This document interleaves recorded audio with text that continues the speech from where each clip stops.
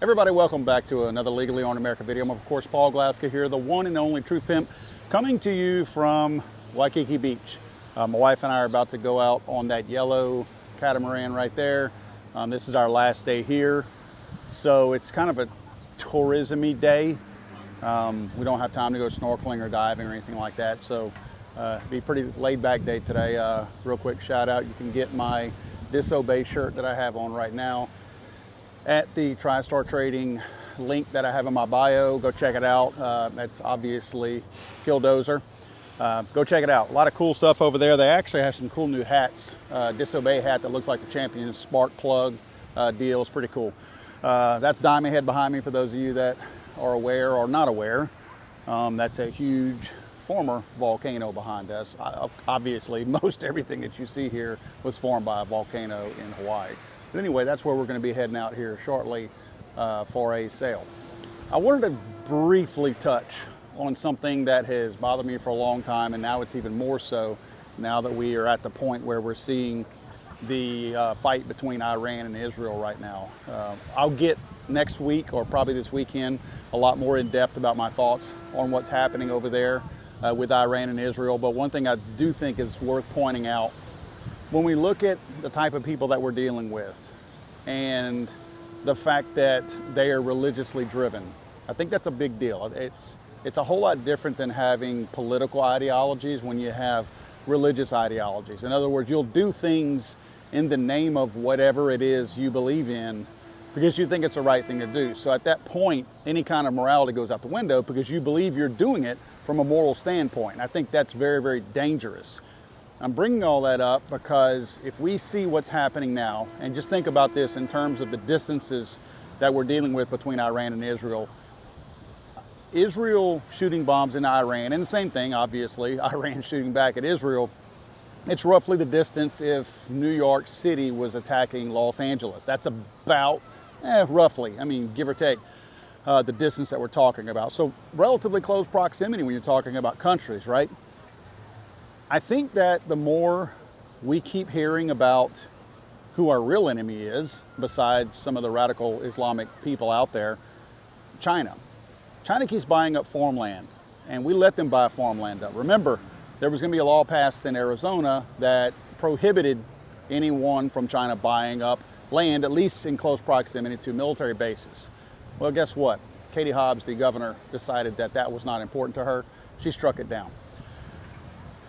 Imagine we could probably follow some accounting trails and locate something there. Again, there's the boat we're about to hop on in a second, or catamaran.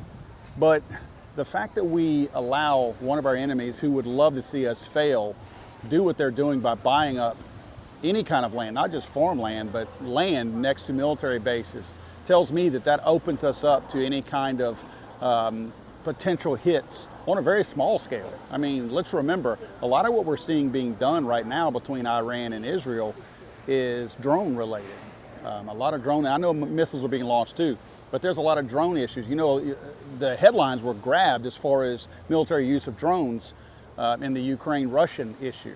So obviously, if we have China who hates us and wants us to fail in every possible way, from the dollar to financially to militarily, and we allow them to buy up that land right next to military bases, you don't think, we don't even need a drone for what they would be intending to do.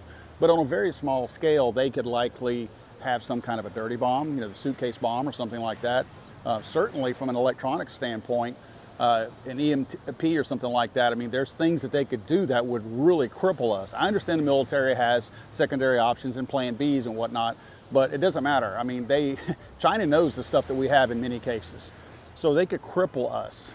I think that we have to take a really hard look at how the federal government, and again, I'm not into control, but at the same time, I'm also into security. Now, the federal government could at least look into vetting processes or something like that, that come in the form of that. Now, one thing I think as far as where we're headed right now with this Iran-Israel thing, this is very important to me. And I think a lot of people fell for this when 9/11 took place. But you've got we have to be careful that as a citizenry, as the people of America, we don't get to a point where we feel like it's okay for our government to take more control and authoritarian power. I don't care if it's Trump or who. I'm talking about the government in general, because at some point the opposition is in power. That's what's important to me. The Patriot Act was a horrible thing, and it's still out there. I think we have to be careful that we don't surrender more of our rights to the federal government in the name of security at this point. So it's a fine line that we have to skate, I believe. And we can do it. Guess what? We can actually do that. We can skate that fine line. It's not an impossibility. So I think it's really important. Guys, heading into tomorrow, which is going to be Saturday, there are scheduled and well-funded riots in, from what they're saying, all 50 states. Now, we know that whenever the left riots, sometimes it's 3 people, right? I mean, they don't exactly, it's not a grassroots effort. You have to find and make sure that the lazy wackos on the far left don't have something better to do that day. Or you write a check big enough to where it makes them change their plans. But tomorrow is supposed to be a big time heavy day as far as protests. That means big gatherings of people. We're right in the middle of the throes of Iran and Israel. Don't think that it would not be a great opportunity, even though it's some of their people, for some kind of a terroristic threat to take place, or, let's face it, a false flag.